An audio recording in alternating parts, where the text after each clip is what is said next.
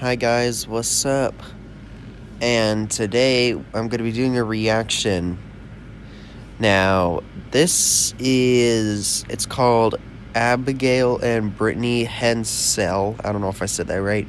The twins who share a body. Now, this is very interesting, and I'm really wondering how they go through their day-to-day lives. So let's go. Who we are and stuff. Abby and Brittany were born with just one body between them. My name's Abigail Brad Hensel and Brittany Lee Hensel, and don't you dare say a thing about it. The only known surviving dicephalous conjoined twins, they've spent their lives in a small, close-knit community, completely protected from prying eyes. The girls live on a farm in Minnesota with their younger brother and sister, Cody and Morgan, and their mum and dad, Patty and Mike. As they reach 16 and on the brink of womanhood, they've decided to show the world what it's really like to be joined for life.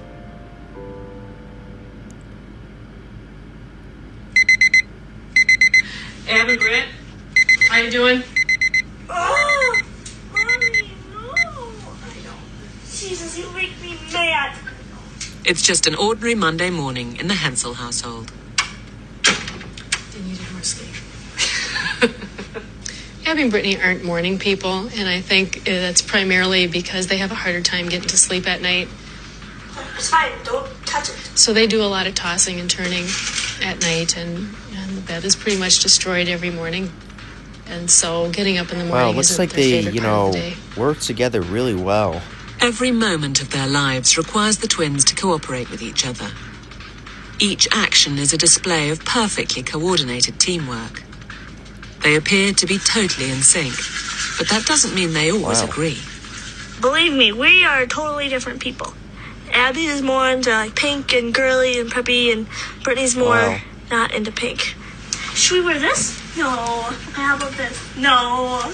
I like hats, and I like different color hair, like pink and purple, and gold hats, and gold purses, and weird earrings, and stuff like that. This is Wow. our room. That's We usually very bargain with each wow. other. Like, if you do this, I'll give you that, or we take turns. We take turns a lot. Wow, that's This is our great. nightstand. This is our bed. Those are pictures.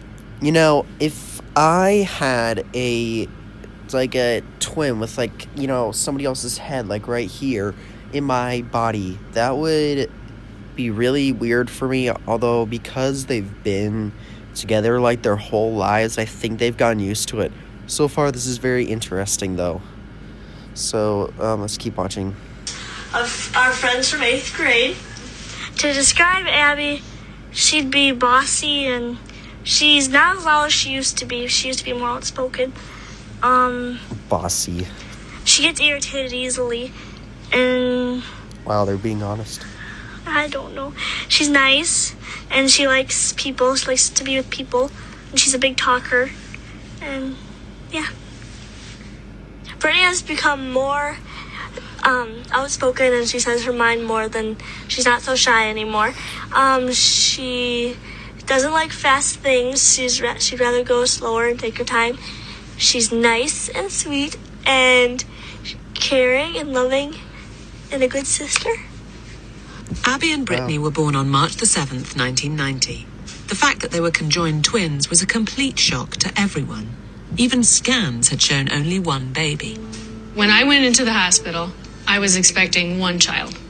They were telling me that when they were trying to pull them out, they felt an arm, and then they felt another arm, and then they felt what they thought was another arm. And then with pulling them out, they realized that they were conjoined twins. They didn't really tell me anything initially. They pretty much whisked them.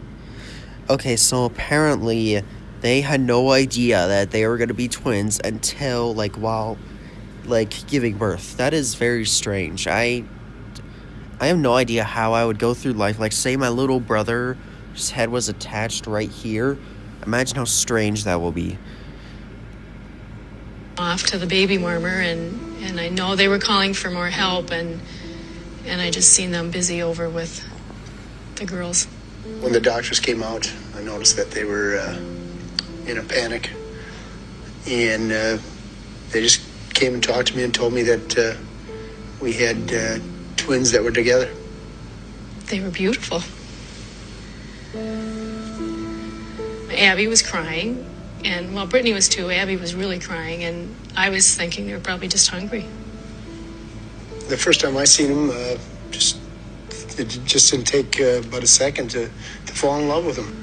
Abby and Brittany had only a 1 in 30 million chance of living beyond the next 24 hours.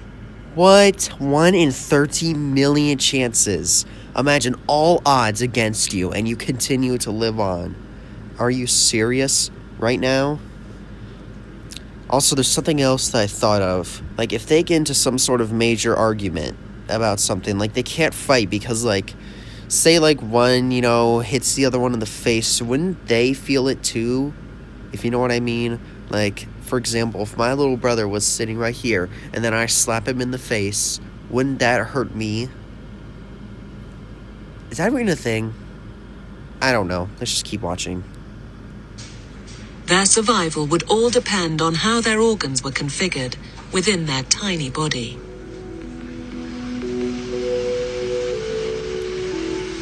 Queen Charlotte's Hospital in London specialises in the most complicated twin pregnancies. Professor Nick Fisk has followed the case of Abby and Brittany since they were born. You know, also, I didn't say this. The whole video is 45 minutes long, so I obviously can't react to the whole thing. But I'm going to react to some of it. If you want to watch the whole thing, just look up the girls who share a body, and you'll see the whole video. I have never seen previously a set of surviving dicephalous twins. So they are extraordinarily rare, and they're the only ones, to my knowledge, alive today. The only ones. They do appear to have two separate hearts, one in each side of the chest. Two hearts. And each has its own pair of lungs, one on the right and one on the left. But the medial lung on both sides seems to be fused in the middle, and that may be as one would expect. So it's consistent with an increasing degree of fusion as one moves down the body.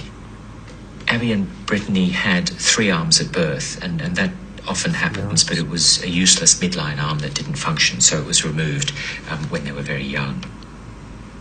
One presumes the outlook's better if you have 4 or even 3 arms than if you have 2, because it indicates a greater degree of duplication of the upper body. Abby and Brittany had 3, and that may have something to do with why they're doing so well. They just seemed to do everything on schedule. You know, they lifted their heads on schedule, they moved, they smiled, they ate. You know, everything just was working. You could see him progressing every day. One day you'd see him grabbing onto the coffee table, and the next day you'd come home and he'd be walking around it. Every step was not easy, but they got it done. Okay, guys, that's all I'm gonna be reacting to. The video's just too long. I don't really want to react to the whole thing. That would just be a way too long reaction video. So I hope you guys enjoyed it. Let me know what you guys think about it, and the video link will be in the description. So, bye.